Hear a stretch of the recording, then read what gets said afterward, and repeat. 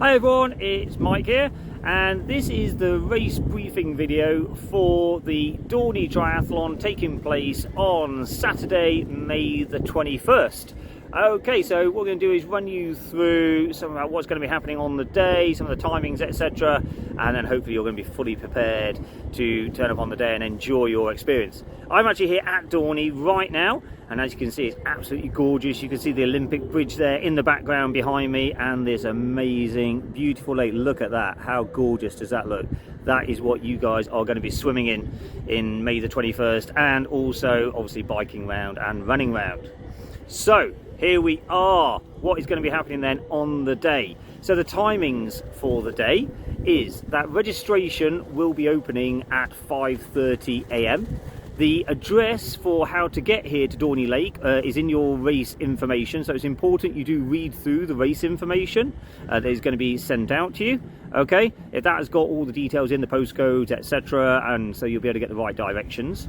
If you are coming by car, then pretty obviously you'll probably be using like Google Maps or satellite sat navs. That will bring you to the right place. Okay, and it's important you come in through the main entrance. If you are trying to get here, let's say you come on a bike, or you're trying to get here by you're walking using footpaths or whatever, or public transport, don't try and get here by coming on footpaths that go behind the clubhouse.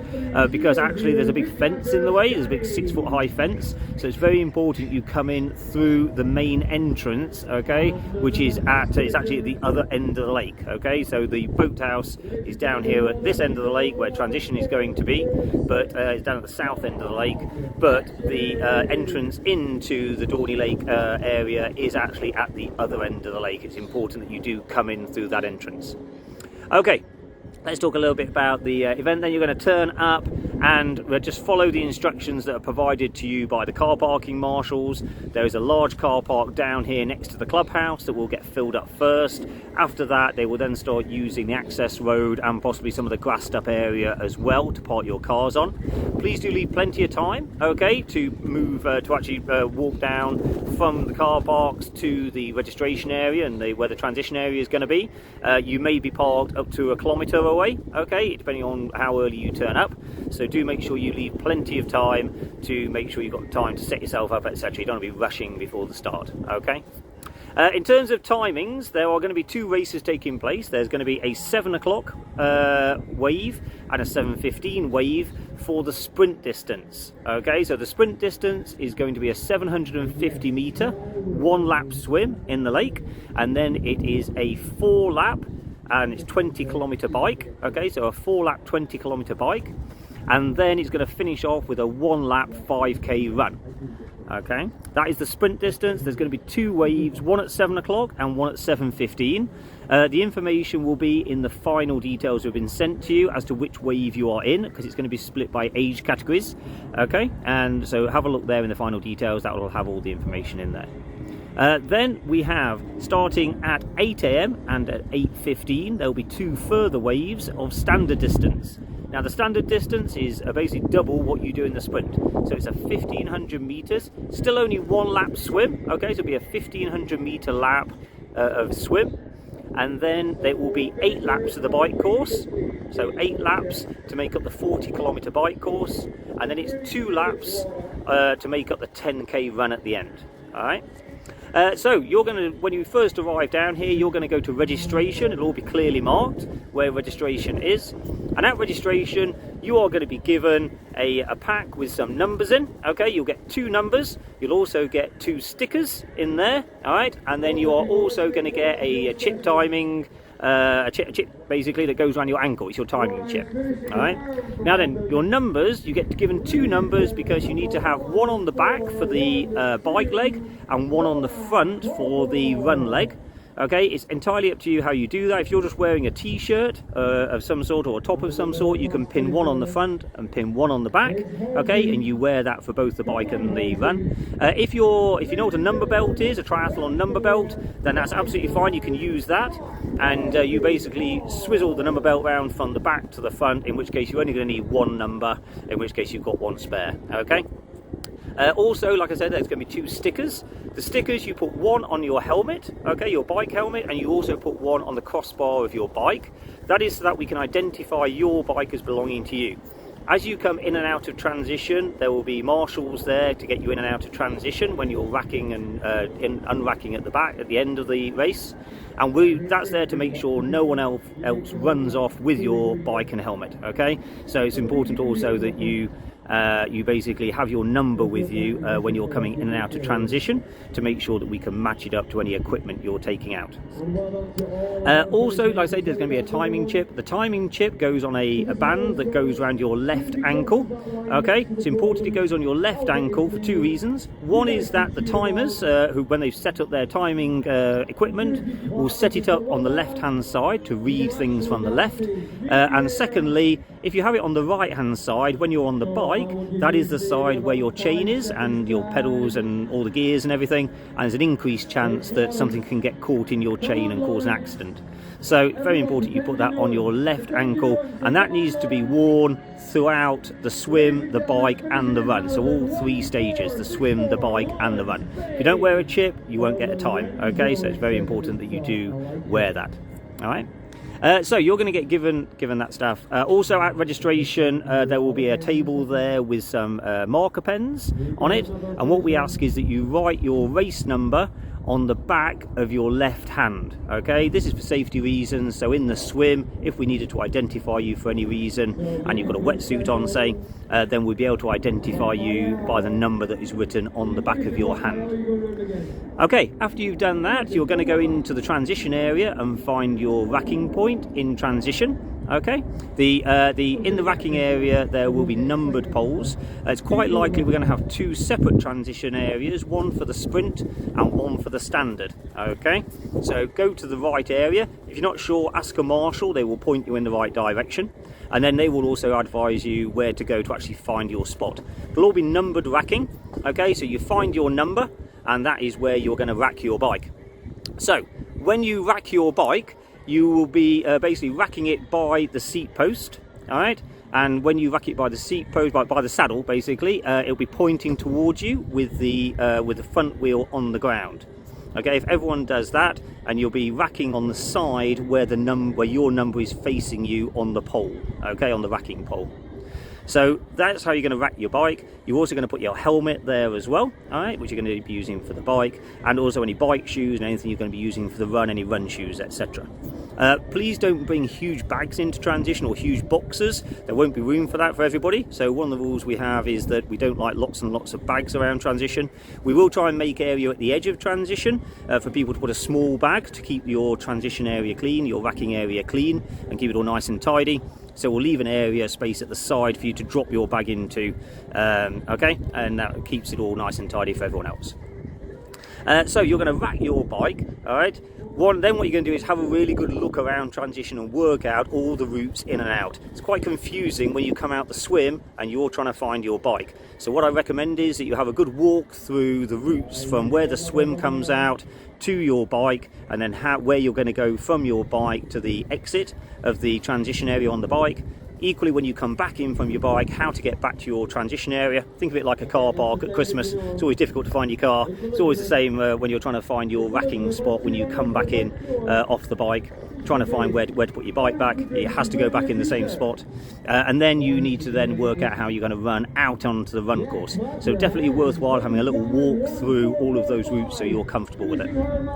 Okay, what else are you going to do? So some of the rules of transition, okay, and how it works, how triathlon works, is that you're not allowed to ride your bike in the transition area. Okay, so there's a mount line and a dismount line. All right, so you must, when in the middle of the race, when you come out the swim, you are going to go to the transition area and you are then going to find your spot. You must put your helmet on before you touch your bikes. That's another one of the rules that triathlon has. So you must touch your you must put your helmet on before you touch your bike.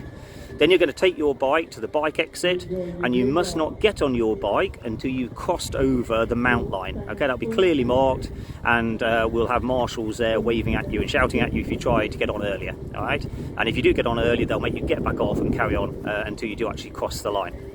You cross the line, you mount your bike, and then you go off and do your bike leg. When you come back in, there will be a dismount line. You must get off your bike before you get to that dismount line, and then run with your bike or walk with your bike back to your parking spot in the racking spot, rack your bike, and then take your helmet off. You can't take your helmet off or undo your helmet until after you put your bike back. Okay, so it's another one of the rules. Right, so how's it going to operate then? You've basically racked your bike, you've got it all comfortable, you're ready. You're probably going to be wearing wetsuits, I suspect, for this. The rules on triathlon will depend upon the water temperature as to whether wetsuits are mandatory or not. Okay, it's quite likely that wetsuits will not be mandatory. I think the water temperature, I can't remember off the top of my head exactly what it is, it's about 11 degrees or something. It's very unlikely that the water will be as low as that, but they will be optional. Okay, so it's very likely that wetsuits will be optional. All right, if you have got one and you've got one to wear, then I'd recommend wearing one. Okay, it is an open water swim after all. But if you haven't got one, it's fine. Okay, so as long as the water temperature isn't too cold, you can still compete without one. Okay. If you're unsure about that, it's worthwhile checking up on the British Triathlon website. Lots of rules and regulations in there on the British Triathlon website about water temperatures, etc. and wetsuits.